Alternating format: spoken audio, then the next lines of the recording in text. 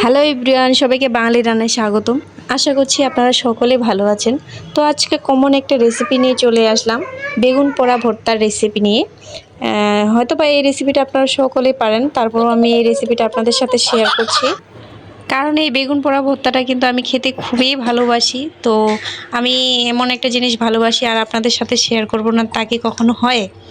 তো বেগুনটা পুড়িয়ে ভালোভাবে ছিলে তারপরে এর যে গোটাটা আছে এটা আমি ছাড়িয়ে নেব। এবার আলতোভাবে বেগুনের ভেতরটা খুলে নেব। আর আমি ভালোভাবে বেছে বেছে দেখব যে ভিতরে পোকা আছে কিনা, কারণ অনেক বেগুনে পোকা থাকে যেগুলো আসলে আমরা বুঝতে পারি না। আমরা বলি না বাইরে ফিটফাট ভিতরে সদরঘাট, ঠিক তাই বেগুনের ক্ষেত্রেও কিন্তু এমনটা হয়। বাইরের দিক থেকে অনেক বেগুন পরিষ্কার দেখালেও কিন্তু অনেক সময় ভিতরে পোকা পাওয়া যায়। তো এই জন্য এই বিষয়টা নিয়ে আমি অনেক সতর্ক থাকি।